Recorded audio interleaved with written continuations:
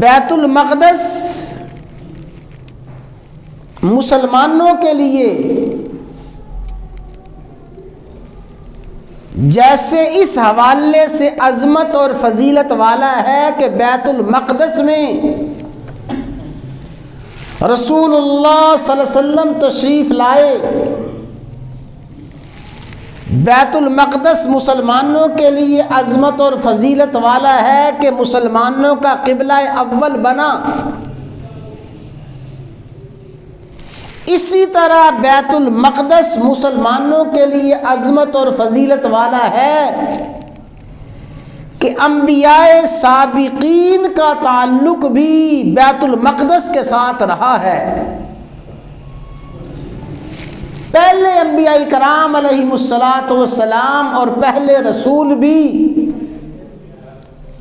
بیت المقدس میں مسجد اقصی میں تشریف فرما ہوئے ہیں۔ تو مسلمانوں کا ایک تعلق تو بیت المقدس کے ساتھ یہ ہے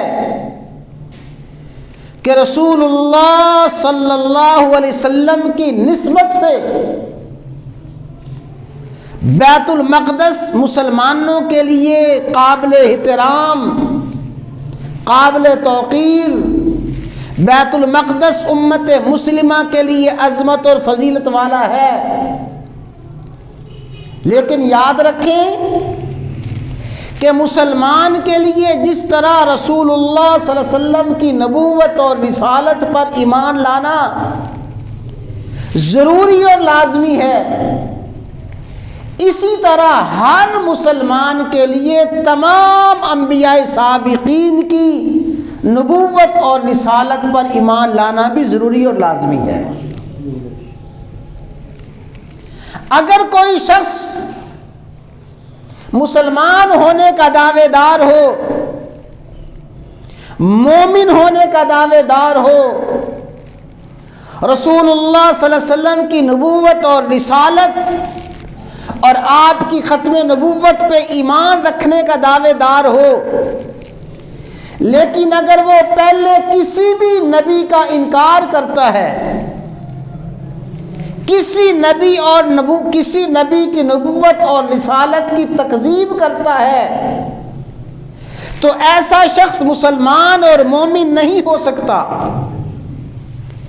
مسلمان کے لیے جس طرح رسول اللہ صلی اللہ علیہ وسلم کی عظمت اور فضیلت اور رسول اللہ صلی اللہ علیہ وسلم کی طرف منسوب ہر چیز قابل عزت ہے، تمام انبیاء کرام علیہم الصلاۃ والسلام اور اللہ کے تمام رسول بھی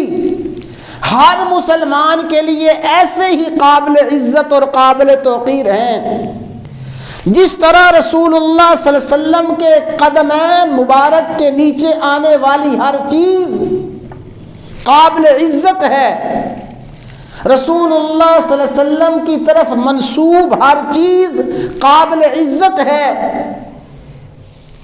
اسی طرح انبیاء سابقین علیہم الصلاۃ والسلام کے جہاں جہاں قدم لگے ہیں اور جو جو چیزیں انبیاء سابقین سے منسوب ہیں،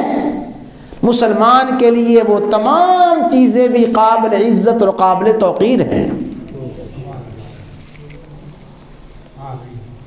آج کی گفتگو میں بیت المقدس کی عظمت اور فضیلت کا وہ پہلو عرض کرنا چاہتا ہوں کہ بیت المقدس انبیاء سابقین علیہم الصلاۃ والسلام کا مسکن رہا ہے۔ اللہ تعالیٰ کے بے شمار انبیاء، اللہ تعالیٰ کے بے شمار رسول بیت المقدس میں تشریف فرما ہوئے۔